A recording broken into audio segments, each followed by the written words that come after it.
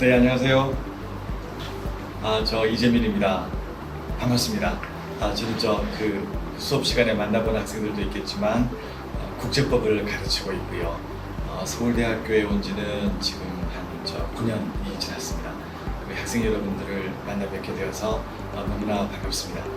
일단 화면으로 만나지만 조만간 수업 시간에 또 이제 연구실에서 더 자주 만나도록 하겠습니다. 반갑습니다. 네, 교수님. 연구자의 길을 걷기 이전에 오랜 기간 외교부에서 외교관으로 근무하셨던 것으로 알고 있습니다. 외교관으로 일하셨던 중에 연구자의 길을 걷기로 결심하시게 된 계기가 궁금합니다. 네.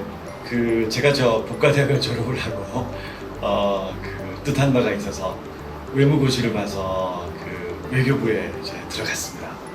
외교부에 들어갔더니 너무 반갑게 저를 맞이하더라고요. 이제 외교부에 법대 선배들이 많이 있습니다. 그래서 저는 우리 로스쿨 졸업생들이 나중에 외교부로 진출을 많이 했으면 좋겠습니다. 원래 외교부에, 과거 외무부에, 또 외교통상부, 지금은 외교부에 우리 법대 졸업생들이 많이 있었습니다. 그러니까 제가 갔더니 오랜만에 법대 후배가 들어왔다고 하면서 정말 선배님들이 크게 환영해 주셨거든요. 그래서 외교부에서 정말 즐겁게 여러 가지 재밌는 일들도 많이 하고 중요한 일들도 많이 하면서 재밌게 보냈습니다. 그런데 외교부에서 제가 주로 했던 일들이 제가 법학 전공이다 보니까 국제법 관련된 일들을 조금씩 하게 되었습니다.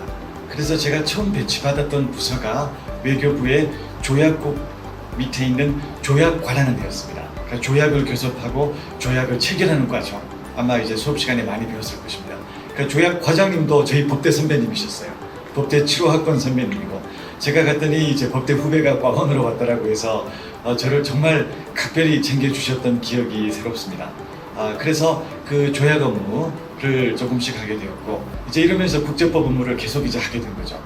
이제 그러다 보니까 제가 국제법이라는 과목을 또 이 조약 또는 관련된 내용들을 점점 더 밀접하게 접하게 되고, 이제 그러면서 제가 그러면 이 내용을 좀 더 심층적으로 본격적으로 전문적으로 연구를 해보면 좋겠다라는 생각을 하게 되었습니다.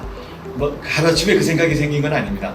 근데 이제 매일매일 조금씩 이렇게 접하다 보니까 이럴 거면 내가 국제법을 전문적으로 한번 연구를 해보자. 조약 문제를 한번 본격적으로 한번 살펴보자. 또 이제 국가끼리의 분쟁 부분들을 한번 전문적으로 살펴보자라는 생각을 하게 되어서 외무 공무원으로부터 이 국제법 연구자의 길로 조금씩 이제 옮겨가게 되었는데요. 드디어 학교로까지 오게 되었습니다. 네. 네. 그렇다면 외교관의 경험이 교수님의 연구에 구체적으로 어떠한 도움이 되었는지 궁금합니다. 네. 외교부에서의 근무 경험이 제가 지금 연구를 하거나 또 수업을 진행을 하거나 또 이제 외부의 다양한 회의에 참여하거나 또 국제 학술 대회나 국내 학술 대회에 참여하거나 또 제가 논문을 쓰거나 하는데 큰 도움이 되었습니다. 제가 이제 국제법을 처음 공부할 때는 책에서만 공부를 했었거든요. 이 학교 법과대학을 다닐 때 그때는 국제법이 필수 과목이었습니다. 그래서 국제법이 필수 과목으로 수강을 하면서 제가 이제 원래 외국이나 이제 국제적인 이슈에 관심이 있었거든요. 영어 공부나 이런데 이제 그러다 보니까 국제법 과목이 재미는 있었는데요. 그래도 막연하게 이게 어떤 과목인가, 이게 왜 이 과목이 실제 분쟁이나 다툼에 적용이 되는가 하는 부분들을 크게 깨닫지는 못했었습니다. 그런데 이런 추상적인 생각이나 일반적인 경험들이 외교부에 들어가서 실제적인 어떤 문제, 또 구체적인 사안, 또 여러 대두하는 조약 현안들을 이렇게 실제 접하면서 이게 국제법 책에 나온 게 이게 이 말이구나. 교과서에 나왔던 내용이 이게 이거구나. 그 당시에 이제 교수님께서 강조하셨던 말씀이 바로 이 말씀이구나. 이게 이래서 이 과목이 중요하구나. 이래서 법과대학 선배님들이나 또 우리 법과대학 후배님들이나 그 당시 생각입니다. 또 지금으로 치면 우리 법학전문대학원 재학생이나 졸업생들이 이래서 외교 업무에 와야 되는구나, 이래서 정부 업무에 와야 되는구나 하는 것을 제가 느끼게 되었습니다. 그래서 지금도 이제 제가 크게 큰 도움이 되었다고 생각하는 게 어떤 이슈를 바라볼 때 단지 그걸 그 책이나 논문이나 어떤 그 머릿속에서만 바라보는 게 아니라 왜 대한민국이 이 생각을 할까? 왜 이제 우리의 그 상대국이 경쟁국이 이런 주장을 할까? 또 이게 왜 이런 결론으로 이어질까? 상대방의 생각은 무엇일까? 우리의 약점은 무엇일까? 우리의 강점은 무엇일까? 이게 우리의 입장을 법적으로 그 구성하는데 그 어떤 식의 논리 구성이 가능할까? 이제 이런 식의 접근을 많이 하게 되는데요. 그 출발점이 제가 볼 때는 그 제가 어릴 때 제가 외교부에 처음 들어갔을 때가 23살이었습니다. 어릴 때 그 한 10년간 외교부에서의 훈련이 그 이후에 큰 그 도움이 되었습니다. 지금도 마찬가지고요. 그래서 제 생각에는 우리 그 로스쿨 재학생 여러분들도 아마 졸업 후에 이제 로펌으로 또 로클럽으로 또 검찰로 또 그 다양한 정부 부처로 또 회사의 그 리걸 카운슬로 많이 진출할 텐데요. 이제 그 최초의 5년에서 10년간의 경험이 굉장히 중요한 것 같아요. 그래서 어디에서 어떤 경험을 하더라도 그 경험이 계속 이제 축적이 되다 보면 나중에 다른 어떤 진로 모색을 하거나 혹시 저처럼 학교로 오게 되더라도 그때 경험들이 다 살아나는 것 같아요. 그 직장에서 과장님이 했던 이야기, 또 검찰청에서 부장검사님이 했던 이야기, 또 로클럽으로 근무할 때 부장판사님이 하셨던 이야기, 본인의 경험, 본인의 실수, 또 본인의 성취, 이 젊은 날에 이런 것들이 나중에 이제 공부를 하거나 연구를 하다 보면 그게 조금씩 다 하나씩 살아오는 것 같아요. 마치 퍼즐 많이 해보셨죠?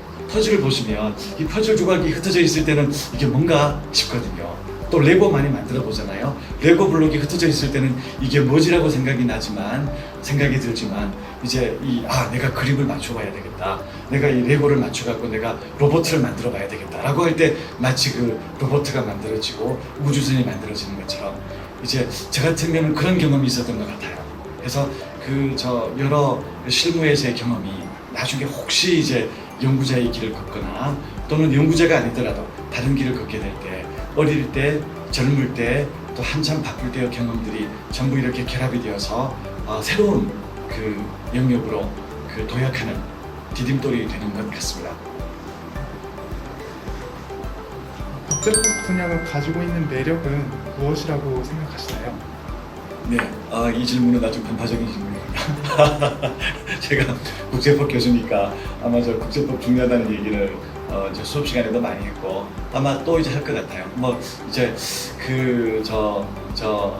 이렇게 한번 생각해 보시면 좋을 것 같습니다.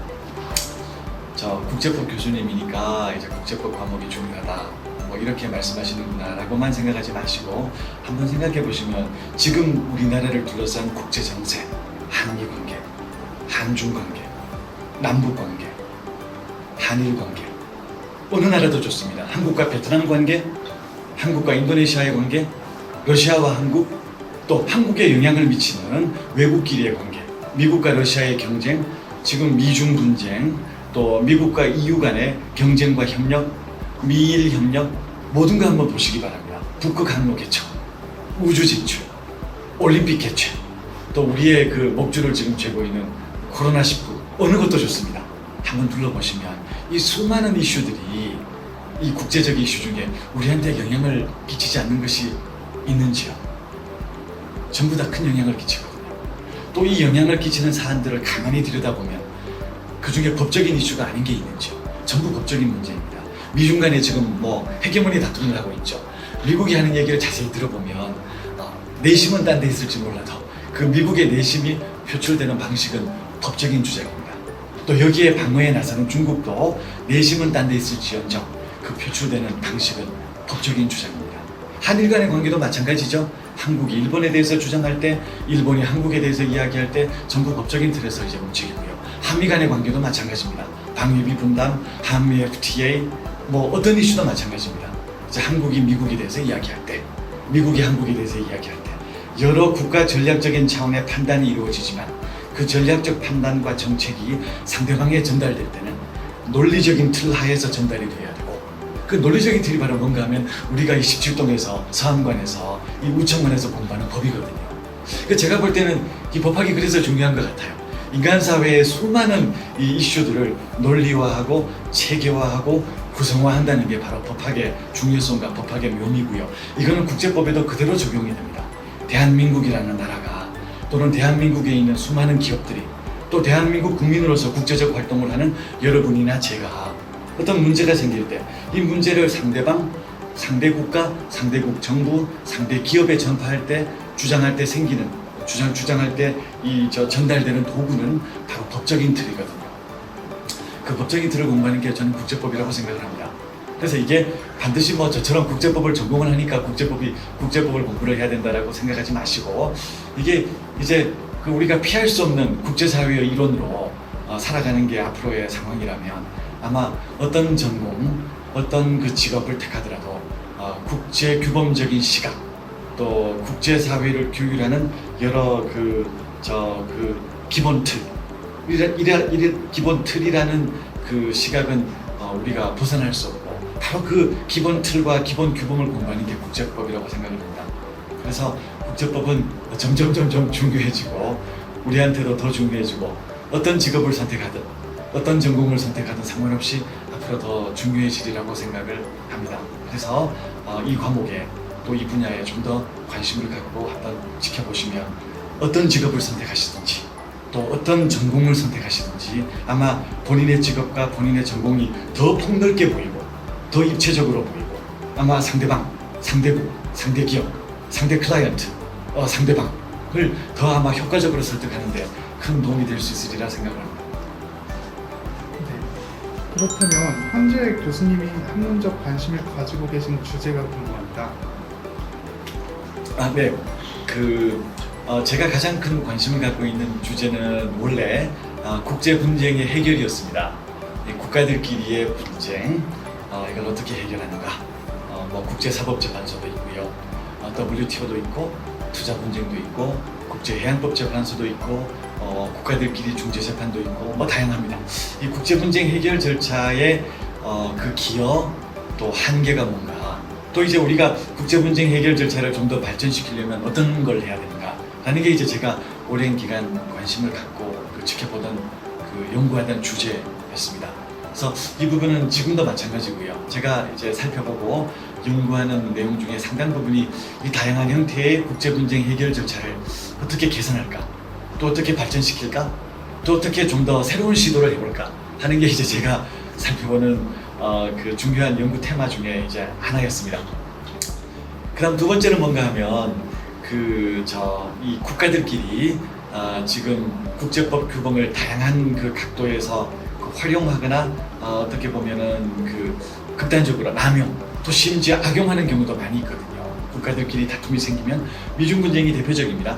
국가들끼리 다툼이 생기면 자기들의 주장을 법적인 틀에 담아내는데 이 법적인 틀이 어떻게 보면 허용치에 있는 어떤 lawering skill이라는 부분이 있고 어떤 부분은 국제법을 이제 여러 정책적 판단에 맞게 재단하고 또 남용하는 경우도 꽤 있는 것 같아요. 그래서 이 국제법 규범을 이제 국가들이 어떤 전략적인 경쟁의 도구로서 또 경쟁의 틀의 한 수단으로서 활용하는 상황을 이걸 이제 어떻게 바라봐야 될까? 이 부분을 제가 이제 최근에 많이 이제 관심 있게 살펴보고 있습니다. 그 출발점은 미중 분쟁 때문이었고요. 미국과 중국의 다툼에서 이게 해양 영역에서의 분쟁, 통상 영역에서의 분쟁, 이제 미중 간 우주에서의 분쟁, 미중 간 기술 영역에서의 패권 경쟁 등등 다양한 맥락에서 나타나는 이 미중 간, 또 크게 보면 미국 러시아 간, 또 크게 보면 선진국과 개도국 간, 또 기후 환경 변화도 마찬가지입니다. 나타나는 여러 이제 현상들이 국제법의 틀 내에서 이루어지는데요. 한편으로는 국제법의 중요성을 보여주기도 하고, 또 한편으로는 이 국제법이라는 영역이 여러 국가 정책 목표에 동원되거나 또는 활용되는 이 상황을 이제 자주 목도하게 되는 것 같아요. 그래서 이거를 이제 어떤 식으로 이제 국제법이 국제사회의 규범으로서 올바른 방향성을 제시하고 또 국가들끼리의 다툼을 원만하게 해결하고 또 이제 국가들이나 여러 국제사회의 구성원들이 올바른 방향으로 나아가는 지침을 제시하는 원래의 국제법 기능을 제대로 살릴 수 있도록끔 이끌어갈 수 있을까, 또 지원할 수 있을까라는 부분이 최근에 살펴보고 있는 새로운 연구 테마 중에 하나이기도 합니다. 네. 연구자의 길을 걸으시면서 가장 어렵다고 느끼시는 점이 무엇인지 궁금합니다. 아, 예. 연구자의 길을 걸으면서 가장 어려운 길. 하루하루가 다 어려운 것 같아요. 제가 수업 시간에 이제 몇 번 우리 저 학생들께는 말씀드린 바가 있습니다. 제가 봤더니 우리 로스쿨 학생들이 참 힘들어요. 입학할 때부터 졸업할 때까지 참 힘든 길입니다. 제가 22살로 돌아가면, 제가 23살, 24살로 돌아가면 과연 내가 이렇게 할 수 있을까라는 생각이 들 정도로 참 고생이 많은 걸 느끼고 있습니다. 참 힘듭니다. 그래서 이제 제가 그 학생들의 어려움에 공감하면서도 이 저 수업 시간에 그 얘기를 했던 것 중에 하나가 그래도 참 이 학교 생활이 참 중요하다고 생각을 하는 게 수많은 과목에 중요한 내용들을 어떻게 보면 서울대학교 같으면 최고의 교수님으로부터 배우는 기회거든요. 그러니까 이게 힘들기도 하지만 매 시간 또 매 학기 매 시간 또 매 순간 이 워낙 중요하니까 계속해서 꾸준히 힘들지만 열심히 공부하는 게 중요하다는 얘기를 여러 번 한 적이 있습니다. 연구자의 길로 돌아가면 교수님들도 비슷한 것 같아요. 교수님들도 결국은 학생들과 큰 차이가 없거든요. 아마 수업 시간에 가르치고 이제 수업 시간에 배우는 입장이라는 그 차이를 빼면 교수님들도 아마 연구실에서 아마 우리 학생 여러분들이 도서관에서 공부하는 것처럼 연구실에서 계속 공부하고 또 글을 쓰고 또 자기 생각을 평가하고 또 틀린 내용이 있으면 다시 고치고 이 과정을 계속 반복하는 것 같습니다. 그래서 이 참 힘든 일이, 힘든 점이라는 게 연구자의 길이 자기와의 싸움, 또 자기와의 고독한 경쟁, 또 끊임없는 자기 검증, 이게 참 힘든 것 같아요. 그래서 아마 저한테 연구자의 길을 걸을 때 가장 힘든 게 뭔가 하면 저 방금 말씀드린 것처럼 끊임없는 자기 절제, 또 자기에 대한 격려, 또 자기에 대한 냉정한 평가, 이게 아마 이제 연구자의 길을 걸을 때 어려운 부분이 아닌가 싶습니다. 또 이게 또 가장 큰 장점이기도 한 것 같아요. 이 과정을 거치면 계속해서 발전하는 것 같아요. 스스로가 계속해서 자기를 평가하고 좀 더 좋은 수업을 하기 위해서, 또 좀 더 좋은 글을 쓰기 위해서, 또 좀 더 이제 학술적으로 의미 있는 발표를 하기 위해서 이제 많은 노력을 하게 되거든요. 이 노력을 하면 이제 발전하는 모습이 또 보이기도 합니다. 스스로 내가 지난번 보다가는 좀 더 나아졌구나, 내 글이 지난번 글보다가는 좀 더 나아졌구나, 내 생각이 지난번 보다가는 좀 더 발전했구나. 가장 보람될 때는 수업을 마치면 제가 느낌이 옵니다. 지난 학기 보다가는 이번 학기 수업이 더 잘 됐구나. 지난 학기 보다가는 이번 학기 수업이 좀 더 발전이 있구나.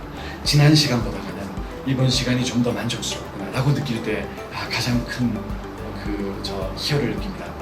특히 서울대학교 법학전문대학원에서 이제 강의를 하시는 교수님들은 다 같이 느끼시겠지만 가장 큰 즐거움이 우리나라에서 가장 똑똑한 학생들, 또 가장 훌륭한 학생들을 이렇게 매 시간 또 매주 만날 수 있다는 게 아마 다른 어떤 직업, 다른 어떤 직장에서는 찾을 수 없는 최고의 만족감과 최고의 어떤 즐거움을 준 내용이라고 생각을 합니다. 네. 마지막으로 연구자에게 가장 필요한 자질은 무엇이라고 생각하시는지 여쭙고 싶습니다. 만약 국제법 분야를 연구하고자 하는 학생이라면 특히 키워야 할 역량이 있을까요? 예, 어려운 질문이네요. 연구자로서 요구되는 탤런트, 자질은 여러 가지가 있는 것 같아요. 방금 말씀드린 집중력, 또 끈기, 또 자기 절제력, 또 냉정한 판단, 또 객관적 평가, 다 중요한 능력이 있는 것 같습니다. 그 중에서 제가 볼 때 한 가지만 꼽으라고 하면 제가 볼 때는 창의성인 것 같아요.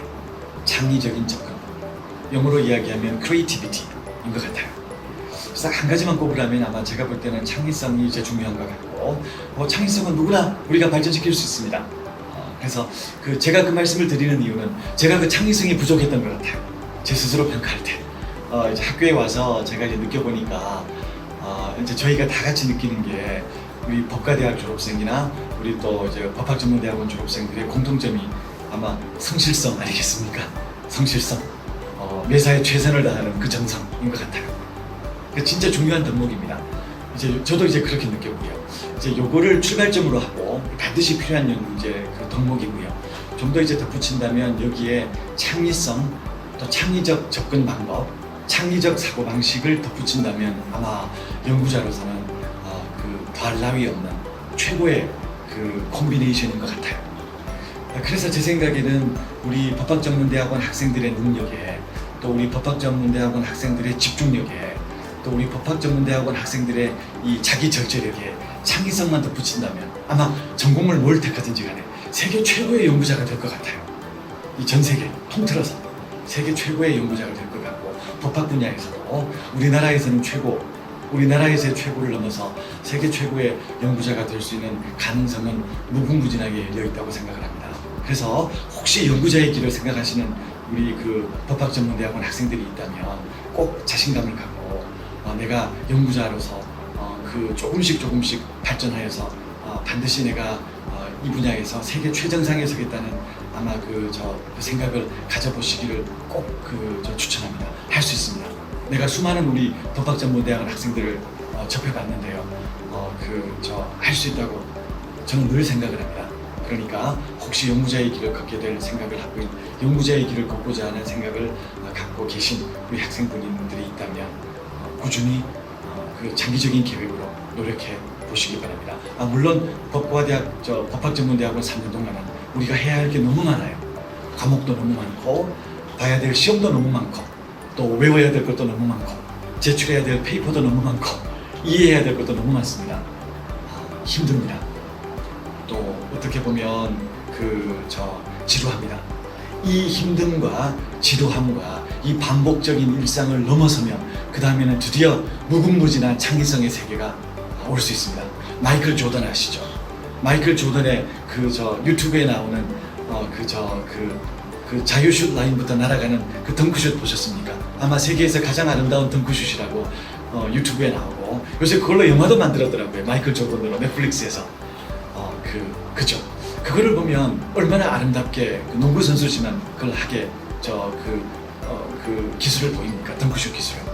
하지만 그 마이클 조던이 그걸 하기 위해서 아마 얼마나 많은 줄넘기, 얼마나 많은 쪼그려뛰기, 얼마나 많은 팔굽혀펴기, 얼마나 많은 스쿼트, 얼마나 많은 땀과 눈물을 흘렸겠습니까? 아마 수십 년의 땀과 눈물이 쌓였을 것입니다. 그 수십 년의 땀과 눈물, 지루함, 그 반복적인 훈련, 매일매일의 그 루틴한 일상생활, 그게 겹쳐져서 마지막에 그 아름다운 그 최고의 기량이 나오는 것 같거든요. 연구자의 길도 마찬가지라고 생각을 합니다.